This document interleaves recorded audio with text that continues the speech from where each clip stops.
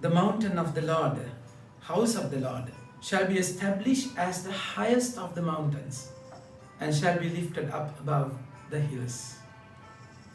29th of November, Monday of the first week of Advent, reflection.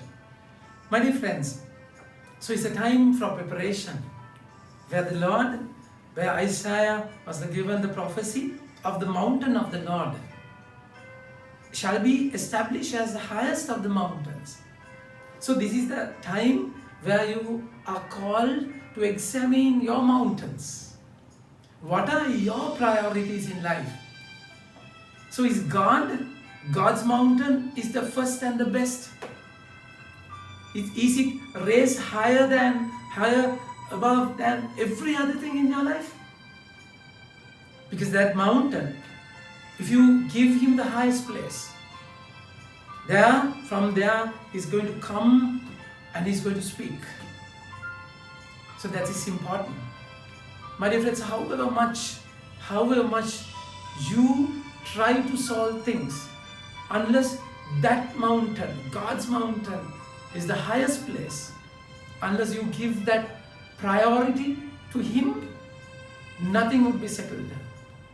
The word says, "Come, let us go to the mountain of the Lord, to the house of God of Jacob, that he may teach us his ways, and that he may walk in his paths, that we may walk in his paths.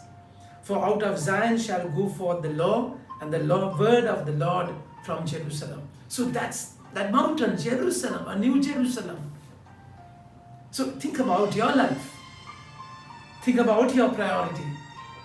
Unless you give him the priority, the sword, the spear won't be changed.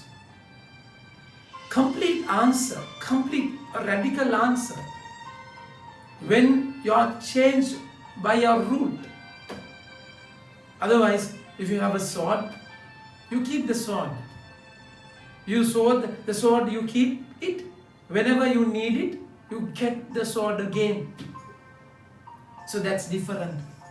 But the word says, they shall beat their swords into plowshares and their spears into pruning hooks, sickles. So imagine the very destructive force, the sword, is turned into a plowshare. It's a productive thing. That's how the Lord is going to answer you, my dear friends. When you give the top and the best place to the Lord, that mountain to the Lord, this is what's going to happen in your life. The destructive forces. In 2 Corinthians chapter 12, verse 7, Paul speaks about a thorn dagger in the flesh, which pricks his heart. And it was difficult. So these, the swords in your life, which harm you, which harm others. Sometimes our words are like swords. Break them, destroy them, tarnish their name. So you have to deal. You have to give the Lord the priority, highest place. Then that sword is going to be a plowshare. Then how you convert a sword into a plowshare or a spear into a sickle? There is a formation. There should be a formation. There should be a process, my dear friends. So if you put the sword into fire, you heat it and get a hammer and beat upon it. So that's how the Lord is going to form you. Think about today's gospel. We find a centurion, my dear friends. A centurion is a pagan. He's a Roman centurion where under him 100 soldiers are. So if you want to be proud, he has everything to be proud of. But then pride will destroy the connection. So see this person, the character, caliber of this person. When Jesus had entered Capernaum, a centurion came forward, him appealing to him, "My Lord, my servant is lying paralyzed at home, suffering terribly." He has come for his servant. It's a one of a kind person, very different character.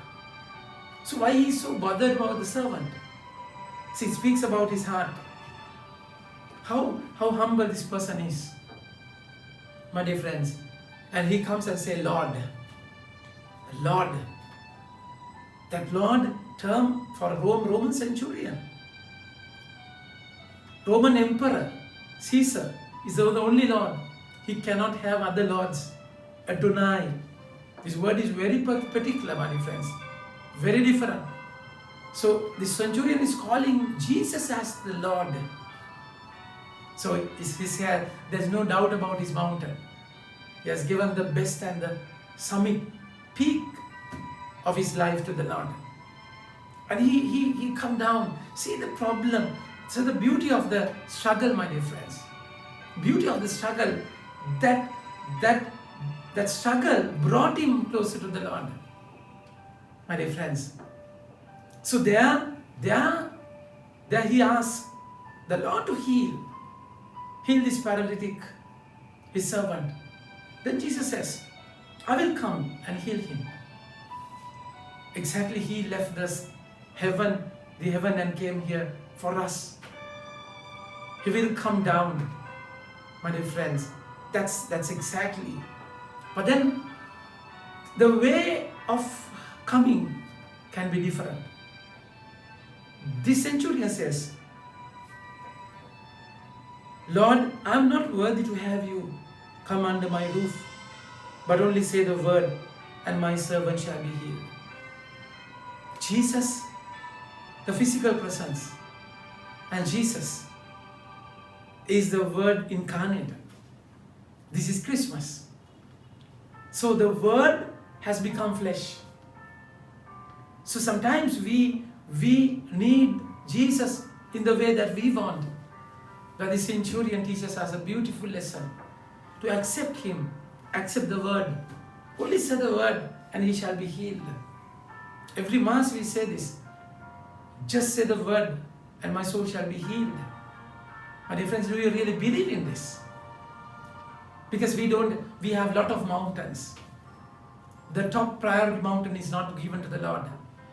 That's exactly the struggle. Today the Lord is inviting you. Jesus was amazed by his faith. That faith, the way he believed the word of Jesus, word of God. My dear friends. So that's how the word is like a fire. The sword. The word of God is like a sword. So that word is not destructive. That word is very constructive. So let that word be there. Heal you. As the centurion pleaded, let's go to him and ask him to heal us. Heal us. Touch us in a way. So that my life spears, my life swords would be converted by that sword of God. So it will test our hearts. That's why we need him, my dear friends. That's why in this time of expectation, in Advent, we want him to come. Come, that he was to go to that place physically, but then the word arrived his place. That's exactly what we should believe today. Lord, you just command. The centurion says, I'm a commander. When I ask my servants to come, they come, go, they go. So you are the commander. Command is connected to a word. That's how he should command you today. That word should be flesh in your life. That word should demand and command things in your life. So you have to be obedient. Just allow that word to convert you, transform you. Your swords into plowshares and your sickles into your spears into sickles. That's a beautiful time where we need him in our lives. Thank you. May God bless you.